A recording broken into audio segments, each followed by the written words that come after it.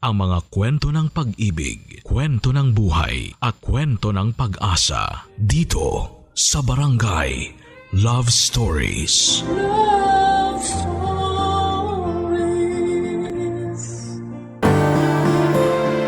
Minsan dahil sa pagiging desperado nating makamit ang isang bagay, kadalasan ay nagkakamali tayo.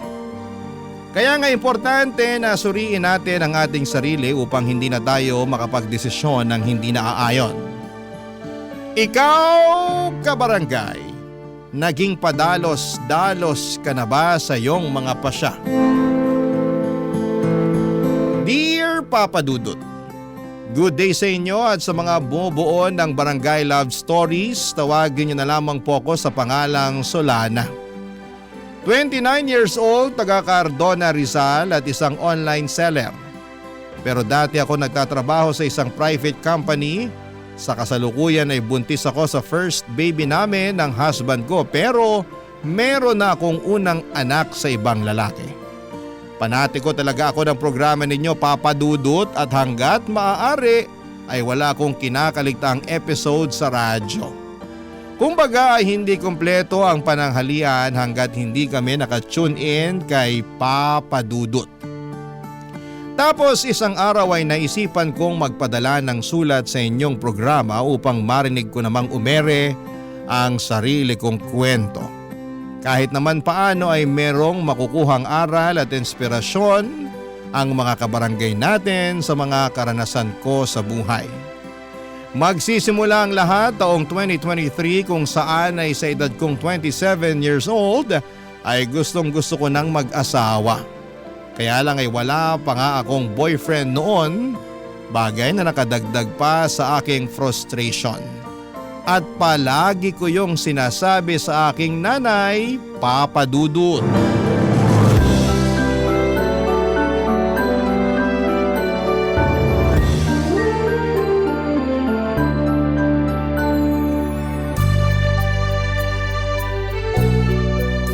Grabe na yun. Anong grabe? Yung classmate ko nung elementary at high school mag-aapat na yung anak. Tignan niyo yung post niya dito sa Facebook. Pinakita niya yung pregnancy test niyang positive. Dami nga nag-congrats sa kanya. Talaga? Tingin nga. Galing di ba? Kasing edad mo lang din yan, ano? Mas matanda po ako ng 1 taon sa kanya. Ibig sabihin, 26 years old pa lang siya tapos nakaapat na anak na. Mismo. Naku, napakasipag naman nila mag-asawang gumawa ng bata. Hayaan mo na po, buhay naman nila yan eh. Sa bagay, mahalaga lang naman dun hindi napapabayaan yung mga bata. Kahit mag-anak pa sila ng 100, ayos na ayos lang. Grabe naman po sa 100. Aba, nangyayari naman yun na. Kami nga 18 magkakapatid, di ba? Mas grabe pala kayo, Nay. Ay, ewan ko sa'yo, Solana. Minsan napaka-OA mo. Sobra naman po kayo. Oh, totoo naman. Diyan pa lang sa mga reaksyon mo, akala mo unang beses mo palang narinig na 18 kami magkakapatid. Sensya na po. Hala, kinasal na pala siya? Huh, sino? Ito po dati kong katrabaho. Nagpunta na rin po siya dito sa bahay ng birthday niyo. Siya lang talaga in-invite ko noon kasi okay naman siyang kasama. Natatandaan ko nga na katulad mo wala pa rin siyang asawa noon. Pero masaya naman ako kasi sa wakas kinasal na siya. Masaya rin po ako. Pero sobra naman kayo sa pagsasabi na katulad ko wala pa siyang asawa. Noon yon kasi ngayon kasal na siya. Sa katotoo naman na wala ka pa rin asawa, di ba? Pati nga boyfriend wala pa rin Kaya nga medyo nalungkot po ako. Ha? Bakit? Kasi tumatanda na ako pero wala pa rin ako nakikilalang lalaki na mamahalin at gugustuhin pakasalan. Ay, ayoko pong tumandang dalaga at mamatay na hindi pa nararanasan ang sarap ng buhay. Pinagsasasabi mong sarap ng buhay ang hirap kaya magkaanak lalo na sa panahon ngayon, ano? Napakamahal ng mga bilihin at serbisyo. Kung mahirap ka, dapat manahimik ka na lang sa isang tabi. Siyempre, pagsisikapan naman po namin na magiging asawa ko yung pamilya na bubuuin namin. Hindi namin ipaparanas sa magiging anak namin yung hindi magandang buhay. Sa bagay, di naman kita mahahadlangan kung ramdam mo na dyan sa mga buto-buto mo na gusto mo nang mag-asawa at bumuo ng sarili mong pamilya. Kahit na mahirap ang buhay, Masarap pa rin na meron kang asawa at mga anak, kaya sige, humayok at maghanap ka na ng magiging boyfriend. Siguraduhin mo lang na yung mapipili mo yung lalaking responsable, marunong sa pamilya, mabait, may pangarap, hindi lang para sa sarili, kundi lalong-lalo na sa inyong magiging anak nyo, at higit sa lahat, hindi mapanakit. Nako, subukan ka lang niyang saktan, lalatiguhin ko pati mata niya. Si nanay talaga, wala pa nga eh. Sinasabi ko lang sa'yo yung gagawin ko kapag maling lalaking napili mo, kaya ayusin mo paghahanap ng matinong mapapangasawa ha. Boyfriend po muna, wala pa nga akong boyfriend eh. Kala ko, diretso kasalan kasi atat na atat ka na dyan eh. Nay talaga, O bakit? Totoo naman sinasabi ko sinabi ko bang hindi? buti na yung nagkakaliwanagan. Masyado talaga kayo mapangasar. Para namang di mo ko kilala. Mapang-asar talaga ako at nasa iyo na lang kung maaasar ka. Ay, pero seryoso nak, kung anong magpapasaya sa'yo, gawin mo. Marami-rami ka na rin sinakripisyo para sa pamilya natin. Panahon na para mapagtuunan mo naman ang pansin ng sarili mong buhay. Papa Dudut, masyado kasi akong naging tutok sa pagtulong sa pamilya namin simula mawala ang aming tatay. Bata pa kami noon at talagang ginapang kami ni nanay sa paghahanap buhay. At bilang panganay sa 3 magkakapatid ay sadya kong kinalimutan ang pagla-love life at ang aking sarili. Pero aminado akong gusto ko na talagang bumuo ng sariling pamilya that time at masaya naman ako kasi suportado ako ng aking nanay. In fact, siya pa ang kontodo push sa aking makipag-date o magpaligaw kaya ginawa ko ang mga payo niya. Bilang unang hakbang ay nag-install ako ng dating app sa aking cellphone. Nagpatulong pa nga ako sa best friend ko na pumili ng maganda at pinaka-the best kong picture na gagawin kong display profile. First time ko lamang kasing gumamit ng dating app at sa tanang buhay ko, isa pa lang ang nagiging boyfriend ko. Pero matagal na yon dahil nag-aaral pa lamang ako sa high school at sa pagkakatanda ko ay umabot lamang kami ng 1 buwan. Fast forward. Meron ako nakilala at nakamatch na lalaki sa naturang dating app na gamit ko ng mga panahon na yon. 2 linggo rin kaming nag-usap bago kami nag-decide na magkita na. At may nangyari na nga sa amin ang unang araw na yon. Kaso makalipas ang 1 buwan at kalahati bigla na lamang siyang naglaho na parang bula, Papa Dudut.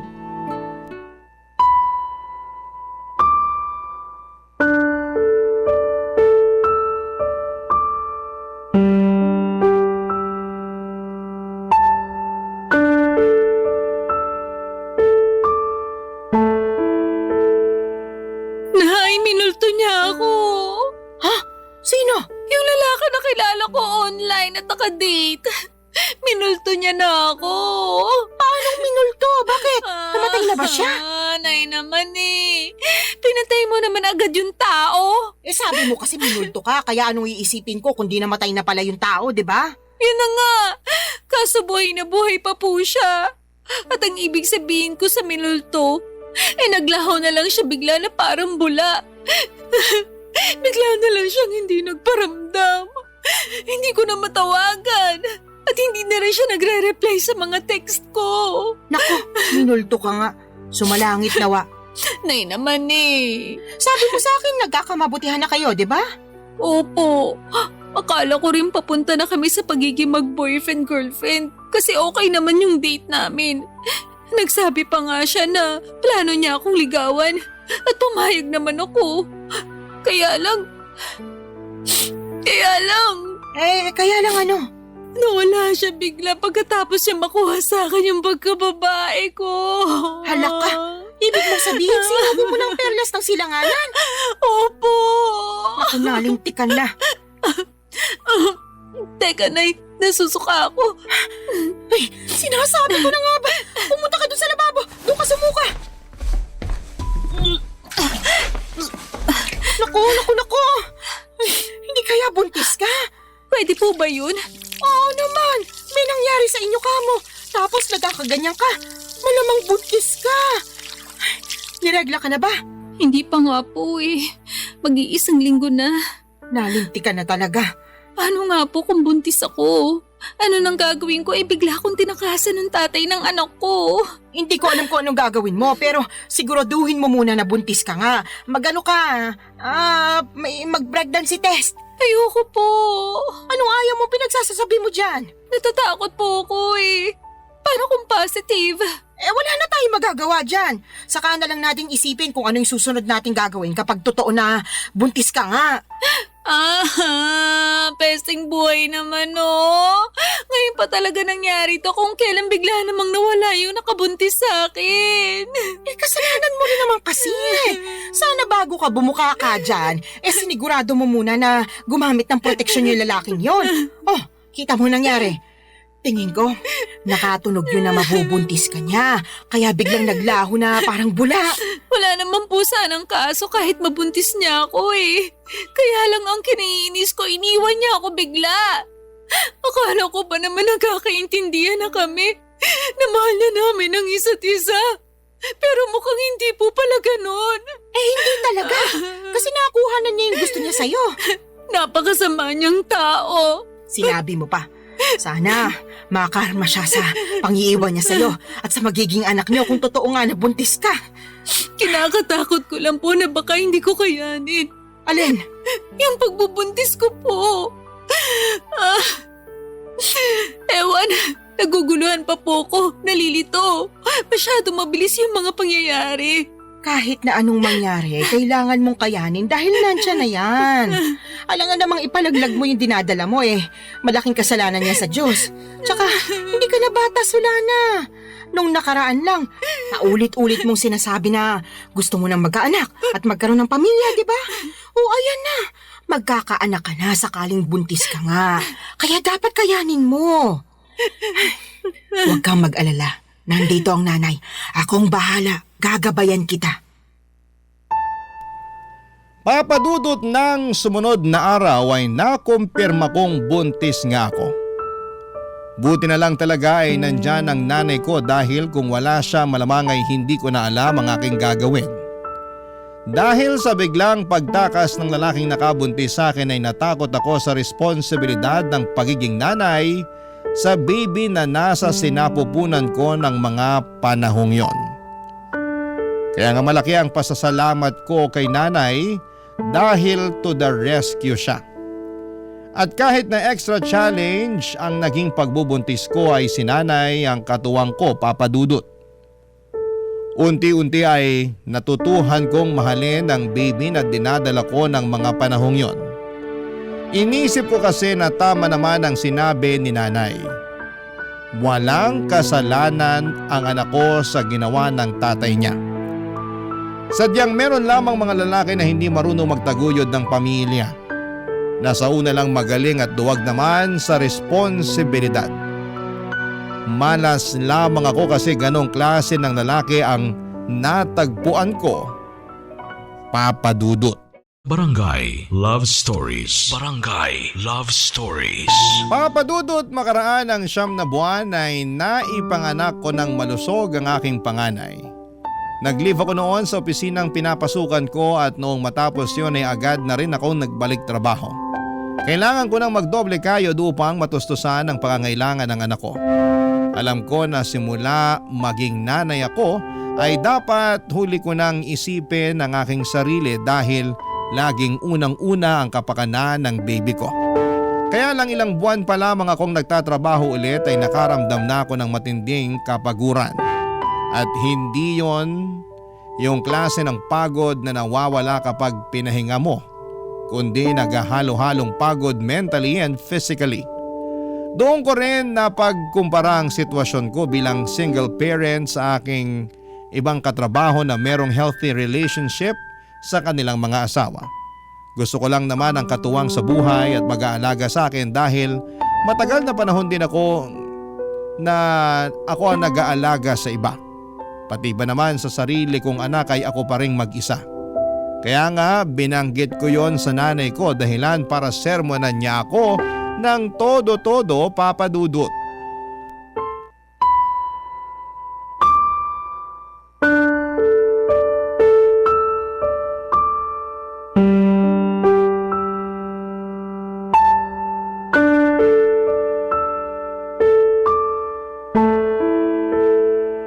Nay, pagod na po ako. Kapag nasa opisina ako, hindi ako makapag-concentrate. Lagi akong lutang at nakatulala. Kaya nga nasisita ako ng boss ko at isang beses natawagan na ng pansin. Pero anong magagawa ko?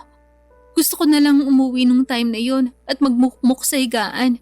Kaso alam ko hindi ko naman yun magagawa dahil kailangan kong alagaan yung anak ko pagdating ko rito sa bahay. Medyo mahirap nga yung pinagdaraanan mo, anak. Pero wala ka naman magagawa kasi kailangan mo magtrabaho pa rin para sa anak mo. Yun na nga po Imbis na sana nagpapahinga na lang ako rito sa bahay natin. At ako na yung nag-aalaga sa baby ko, kailangan ko pang umalis para magtrabaho.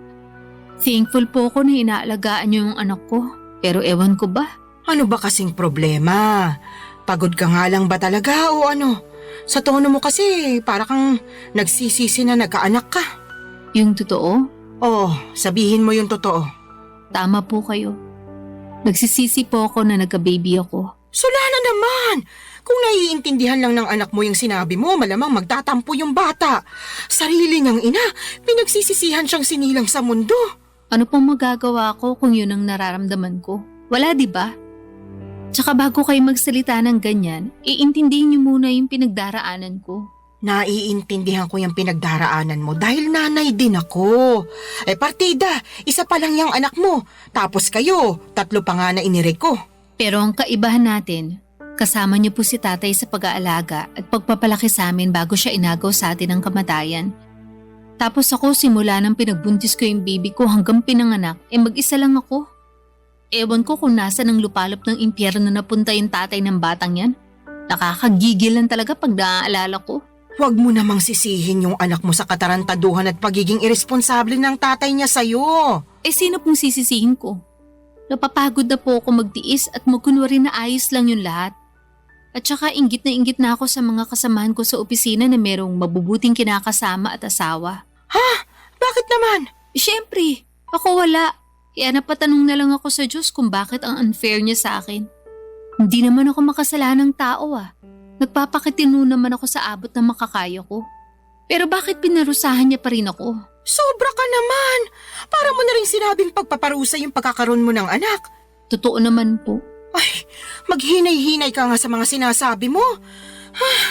Kawawa naman yung anak mo, Wala pa siyang kamuwang-muwang sa mundo tapos pinag-uusig na agad siya ng sarili niyang ina. Yun po kasi nararamdaman ko. Ano pong magagawa ko? Meron kang magagawa. Sana pinigilan mong maisip yan. Para hindi mo na naramdaman kasi maling-mali yan. Doon pa lang sa mainggit alam mong hindi na magandang katangian yun. Sana ganun lang kadali yung gusto niyong mangyari. Wag kasi puro sarili mo yung isipin mo, lalo may anak ka na. Dapat pag nanay ka na, isang tabi mo yung nararamdaman mo at pagtuunan ng pansin yung anak mo. Paano ko nga po magagawa yun kung napapagod na ako? Ay, sana talaga hindi na lang ako pumayag na ituloy yung pagbubuntis sa batang yan.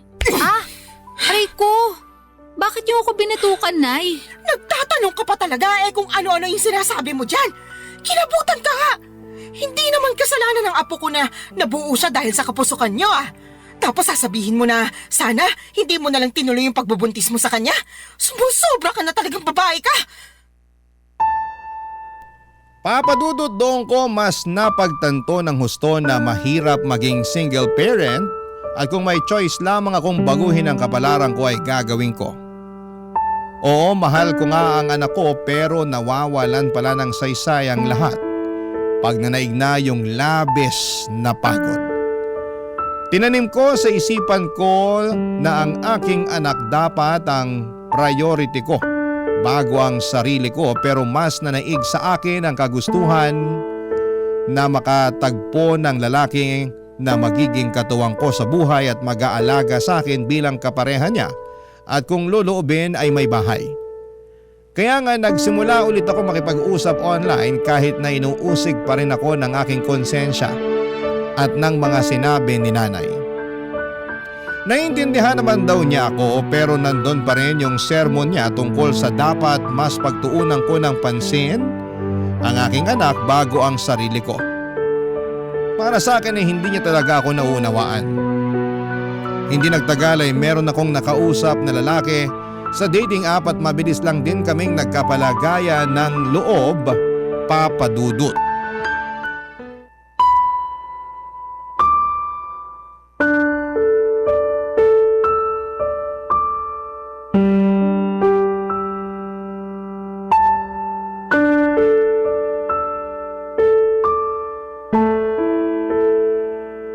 Anong sinabi mo, Solana?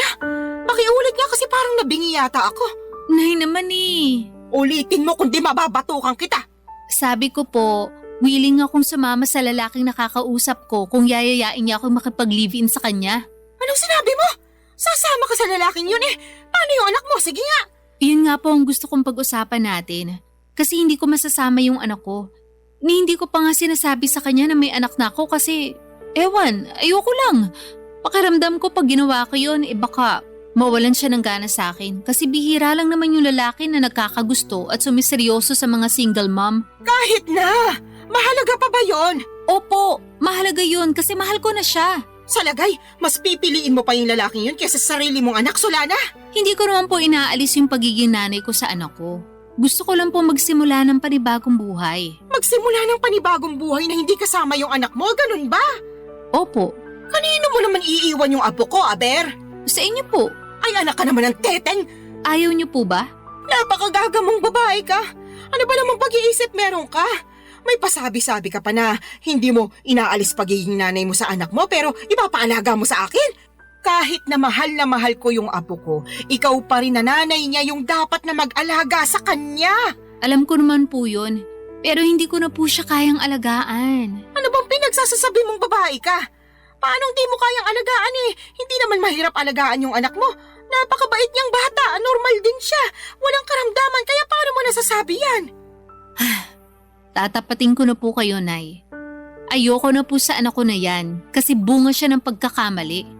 Oo, wala siyang kasalanan. Pero hindi ko lang talaga siya mapigilang sisihin sa ginawa ng tatay niya sa akin nung araw. At kahit na anong gawin ko paulit-ulit lang na bumabalik yung pangiiwan sa akin ng lalaking yun sa tuwing nakikita ko yung anak namin. Kaya sabihin niya paano ako makakausad. Gusto ko nang kalimutan yung pangyayaring yun. At ito lang yung paraan na pwede kong gawin. Napakapangit ng paraan mo sa totoo lang. Pangit na po kung pangit pero desperado na ako. Tsaka wag po kayo mag-alala kasi susustentuhan ko pa rin naman yung anak ko. Magtatrabaho pa rin ako ng mabuti para sa kanya. Pwede ka namang magtrabaho ng mabuti nang hindi mo siya kinakailangang iwanan sa akin eh. Ewan ko ba naman sa'yo, nak? Bakit ganyan ka mag-isip? Awang-awa tuloy ako sa anak mo kasi nagkaroon siya ng nanay na katulad mo. Para sa kaalaman mo ha, hindi lang perang pambili ng pangangailangan niya yung dapat na binibigay mo sa anak mo. Kailangan din niya ng pagmamahal mula sa'yo. Pero hindi ko na nga po kayang ibigay yun sa anak ko. Kaya kayo na lang po yung magbigay nun sa kanya. Naniniwala naman po ako na marami kayo nun sa puso nyo. Yung sa akin kasi, ubus na para sa anak ko. At kung meron man pong natitira, konti na lang. Tapos para na lang yun sa sarili ko. Mahirap naman magbigay ng pagmamahal sa iba kung hindi ko uunahing mahalin yung sarili ko, hindi ba? Ibang klase mga katwiran mo, bulok at baluktot. Papa Dudut, parang kinurot ang aking puso sa iyak ni nanay dahil sa naisip kong iwanan ang anak ko sa kanya para makisama sa lalaking nakilala ko online. At kahit na sinosustentuhan ko pa rin naman ang bata ay hindi pa rin sapat yon. Pero kahit na anong gawin kong pagsaalang-alang sa sitwasyon ay nadaig pa rin ako ng aking damdamin. Mas nanaig ang kagustuhan kong sumama sa lalaking nakilala ko at magsimula ng panibagong buhay. Alam ko po na maraming magagalit sa akin ng mga kabarangay natin dyan at may mga magsasabi na hindi ko naman talaga mahal ang anak ko. Mahal ko ang anak ko pero mas mahal ko ang aking sarili ng mga panahong yon.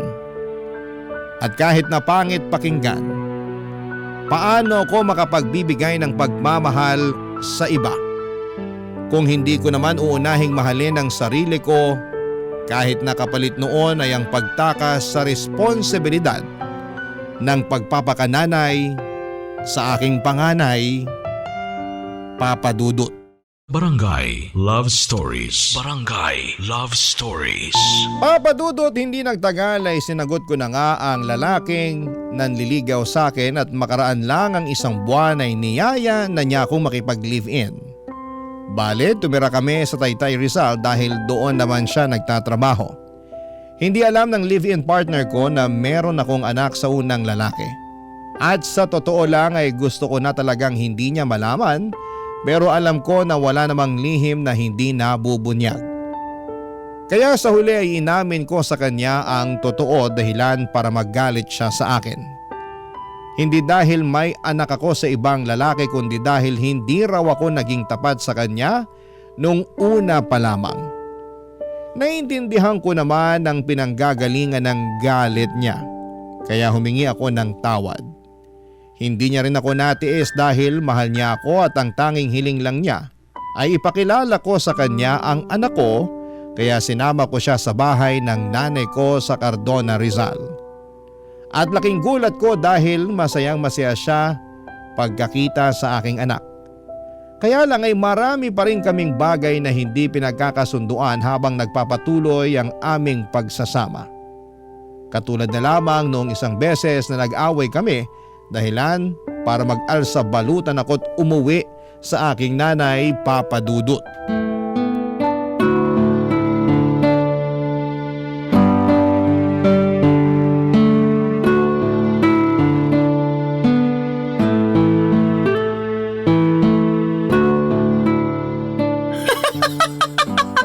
Ano nga ulit yung dahilan ng away niyo, anak? Sinabi ko na po, di ba? Paulit-ulit kayo eh. Hindi ko nang mapigilan. Bakit ba? Kaya sabihin mo na kasi ulit. Sige po, pero last na to ha. Feeling ko kasi inaasar nyo lang ako eh. Sige na, ano nga ulit yung rason? Bakit ka nag-alsa balutan paalis sa inuupahan niyo at umuwi ka rito sa atin? Nag-away po kasi kami nung kinakasama ko dahil binuksan ko yung delata ng paborito pala niya tapos inulam ko. Delata lang pala, tapos pinag-awayan nyo na. Grabe, hindi ako makapaniwala para kayong mga bata. Hindi ko naman po kasi Ay, sinasadya naku. nang mabuksan yun. At saka siya naman may sabi na mag-ulam na lang daw ako ng delata dahil hindi nga siya nakapagluto. Nagkataon na overtime ako sa work. Tapos siya naman nagbago oras ng shift niya. Kaya umalis siya na maaga. Syempre bilang wala na ring lakas magluto pa, naisip ko nga magbukas na lang ng delata. Ano ba kasing delata yon? Sardinas ba? Corned beef po, yung medyo mamahali na brand. Hindi mo ba alam na paborito niya yon? Alam ko po na paborito niya yun, pero hindi ko naman akalain na magagalit siya sa akin ng gusto dahil lang sa dilatang yun. As in, galit na galit siya. More on, tampo na para bang batang nagmamaktol yung lolo niyo. Akala mo kung sinong inapi. Ginising pa talaga ako para pagdabugan, matapos niya makitang nasa basurahan na yung delata na inulam ko kagabi. Nagkataon na isang piraso na lang yun tapos plano niya raw ulamin pag uwi niya. Anong ginawa mo pagkatapos? Syempre, nagalit din ako kasi para siyang tanga. Kagigising ko lang nun tapos naalimpungatan pa ako sa sigaw niya. Tapos bubungaran niya ako ng sermon kesyo ganito ganyan. Aba, hindi rin po ako nagpatalo. Kaya sinagot ko siya para ipagtanggol yung sarili ko. Hanggang sa lumala na yung away namin at nakapagsalita na kami ng hindi maganda sa isa't isa. Hindi ko na po nagustuhan yung mga sinabi niya. Nilayasan ko na siya. Pambihira talaga mga kabataan ngayon. Maliit na bagay pinalalaki kaya dumarami yung hiwalayan eh. Alam ko naman po na mababaw lang yun. Pero nasobrahan eh. Kung kinausap niya lang sana ako na maayos, baka lumabas pa ako at binilan siya ng paborito niyang delata. Di sana wala kaming problema. Hindi sana kami nagkasakitan sa mga sinabi namin sa isa't isa. Kaya lang hindi ganun yung nangyari. At hindi ko kayang intindihin na ganun siya umasta porque paborito niya yung delatang kinain ko nang hindi sinasadya. Tama rin naman yung mga sinabi mo. Delata lang naman yun. Kaya nga po. Tsaka sobrang sama lang talaga ng loob ko sa kanya. Sa dinami-rami ng tao na magsasalita sa akin ng ganun, siya pa talaga. Ayun, hindi na ako nakatiis kaya nilayasan ko na siya. Hindi talaga maiiwasan yung pagkakaroon ng hindi pagkakaintindihan sa relasyon. Pero sana, huwag niyong hayaan na sirain ito yung pagsasama ninyo. Tama rin na umalis ka doon para makapag-isip-isip kayo pareho. Magpalamig ka muna rito habang malayo kayo sa isa't isa pero huwag niyong patagalin yung away ninyo. Hindi yun maganda. Ewan ko na Mahal ko naman po siya pero masakit talaga mga sinabi niya sa akin. Biruin nyo, sabihin ba naman ako matakaw kasi naubos ko rin yung dilata niya? Gutom na nga ako nun. Kahit naman ako na gutom baka maubos ko rin yon. Yun na nga po. Medyo sumobra lang siguro yung reaksyon ng kinakasama mo para lang sa isang delata. Sa lagay, mas matimbang pa yung pagmamahal niya sa paborito niyang pagkain kaysa sa'yo na kinakasama niya. Tumpak ka dyan, Nay. Naku, pag pumunta yun dito, makakatikim talaga sa akin yun ng sermon. Salamat po. Ay, hindi lang pala siya kundi kayong dalawa. Bakit naman po ako nasali dyan? Syempre, pareho kayo nasa relasyon At gusto ko lang ipaintindi sa inyo na hindi na kayo bata para pag-awayan yung ganong klase ng mababaw na bagay. Ay, umayos kayo, kundi pag-uuntugin ko na talaga kayo. Papa Dudut, alam ko naman na mababaw lang ang dahilan ng pag-aaway naming yon. At pwede namang maayos kaagad kung may isa sa amin na magpapakumbaba. Pero pareho na kaming kinain ng matinding emosyon. Noong araw ding yon ay pinuntahan ako at sinundo ng kinakasama ko sa Cardona at nakipagbati sa akin. Humingi rin siya ng sorry kay nanay dahil naabala pa namin siya. Pero ayos lang naman sa nanay ko, sa halip ay pinayuhan niya kami na pag-usapan ng mga bagay-bagay at huwag na huwag agad paiirali ng galit. Kaya nga ginawa namin ang lahat para ayusin ang pakikipagkomunikasyon sa isa't isa para hindi na maulit ang mga nangyari. At masasabi ko na mabuti ang resulta noon sa pagsasama namin.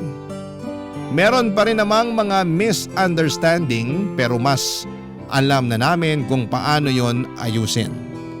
Saka pansin ko na sobrang mahal din talaga ng kinakasama ko ang aking anak sa ibang lalaki. At nakikita ko yon sa tuwing bumibisita kami sa bahay ni nanay. Kaya nga nagustuhan na rin siya ng nanay ko para sa akin bilang kinakasama. Pero nitong March 2025 lang ay may sinabi ako sa nanay ko na labis niyang kinabigla, Papa Dudut.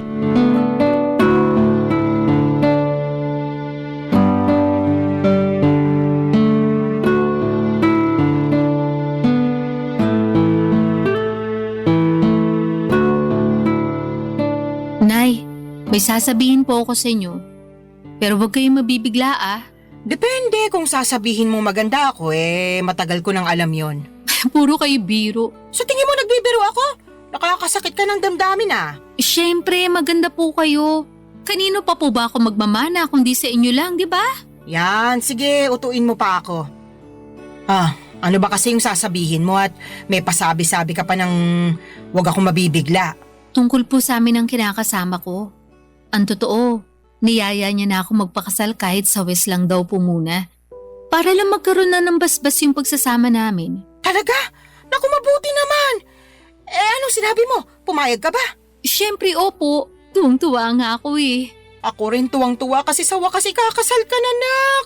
Dati-rati, pangarap mo lang yung maikasal tapos ayan na, mangyayari na. Kaya nga malaki talagang pasasalamat ko sa Diyos. Kasi dininig niya yung panalangin ko na bigyan niya ako ng matinong lalaki. Yung magiging asawa ko, magiging tatay ng mga anak namin at makakasama ko hanggang tumanda kami. At nangyari na nga yun. Buti na lang naging matyaga ka sa paghihintay. Opo. Pero may isa pa po pala akong sasabihin. Ha? Meron pa bukod sa sinabi mo na ikakasal ka na? Ganun na nga po. O sige, ano ba yon? Pinag-usapan po namin ang kinakasama ko. Nakukunin na namin yung anak ko at isasama sa inuupahan namin. Gusto po niya na isang buong pamilya na kami at handa naman siyang ampunin yung bata para siya na ang kilalaning ama. Ayos lang po ba sa inyo yun? Tinatanong pa ba yan? Siyempre ayos na ayos sa akin. Hindi po ba kayo malulungkot kasi mapapalayo na kayo sa apo nyo? Ano bang klaseng tanong yan? Natural malulungkot ako. Pero sino ako para ipagkait sa apo ko na magkaroon ng tatay at nanay sa kanyang paglaki, di ba? Kaya nga malaki talaga yung pasasalamat ko dyan sa kinakasama mo kasi mahal na mahal yung anak mo. Tingin ko nga, mas mahal niya pa yung apo ko kaysa sa'yo Mahal ko rin naman po yung anak ko. Pero aminado ko naging gagalang ako sa pagdedesisyon nung araw. Sa totoo lang, matagal ko nang pinag-iisipan na kunin yung anak ko para ako na yung mag-aalaga sa kanya. Gusto ko pong bumawi sa lahat ng pagkukulang ko bilang nanay niya. Siguro hindi pa naman po huli ang lahat, di ba? Hindi pa naman talaga. At suportado kita sa gusto mong mangyari. Basta ipangako mo na hinding-hindi mo na ibabalik sa akin yung apo ko kasi bigla ka na lang napagod magpakananay sa kanya, ha? Hindi laruan niyang anak mo para sa kaalaman mo. Meron siyang damdamin. Tsaka baka gabaan ka na kung gagawin mo pa yun sa kanya. Hinding-hindi ko na nga po ulit gagawin yun sa anak ko, Nay. Pangako po yan. Huwag ka sa akin mangako. Sa anak mo ikaw mangako. At patunayan mo yon. Mahalin mo siya ng husto. Iparamdam mo na lagi kang nandyan sa tabi niya bilang nanay niya. Ipaglaban mo siya sa lahat ng pagkakataon. Lagi mo siyang piliin sa kahit na anong sitwasyon. At kahit na magkaroon pa kayo ng mga anak, nung kinakasama mo, huwag mong hayaan na mabaliwala yung panganay mo. Tandaan mo, Solana, ha? Wala siyang kasalanan sa ginawa sa iyo ng ama niya, kaya huwag mo siyang sisisihin. Opo, Nay. Naiintindihan ko po lahat ang mga sinabi niyo at tatandaan ko po yun. Sige, mapapanatag na ako kung ganon. Paano mo pala aalagaan yung apo ko kung nagtatrabaho ka? Tungkol po sa bagay na yan, pinag-usapan na namin ng kinakasama ko na magre-resign na ako para maalagaan ko yung anak ko. Sinabi ko kasi sa kanya na gusto kong bumawi sa anak ko dahil malaki nga yung nagawa kong kasalanan sa kanya nung araw. Katulad nyo, sinuportahan din po ako ng kinakasama ko. Papa Dudut, alam kong hindi ako naging perpektong magulang sa anak ko noong araw, pero sa kasalukuyan ay ginagawa ko naman ang lahat upang makabawi sa kanya. At yun naman ang mahalaga, hindi ba? Sising-sisi ako sa nagawa kong pangiiwan sa kanya noon nang mas pinili ko ang aking sarili, ngunit masayang-masaya naman ako. Dahil naalagaan ko na siya ngayon, katuwang ang aking kinakasama na ngayon ay asawa ko na. Hindi pa rin naman nagsawang sumuporta at tumalalay sa akin si nanay, lalo na at buntis ako sa panganay namin ng mister ko. Alam ko na mas magiging challenging ang pag-aalaga ng dalawang maliit na bata, kaya sinabi ni nanay na pupuntahan niya ako sa inuupahan namin para alalayan pagkapanganak ko. Doon pa lang ay naiyak na ako at nag-uumapaw ang saya ng puso ko. Mas lalo ko na-appreciate ang aking nanay sa totoo lang. At alam ko na marami pa akong matututuhan sa kanya mula sa mga karanasan niya kung paano maging mabuting ina. Maraming salamat po, Papa Dudut, sakaling mapili po ninyong i-air ang istorya ng buhay ko. Sana po'y kinapulutan po ito ng aral at inspirasyon ng mga kabarangay natin. God bless sa inyong programa sa Barangay Love Stories. Patuloy kayong magbigay ng aliw sa ating mga kabarangay. Ang inyong forever kapuso at kabarangay, Solana. Nakakaantig naman talaga ang ating kwento. Ikaw ba, kabarangay? Nakarelate ka ba sa story natin ngayon? Kwentuhan naman tayo dito sa comment section.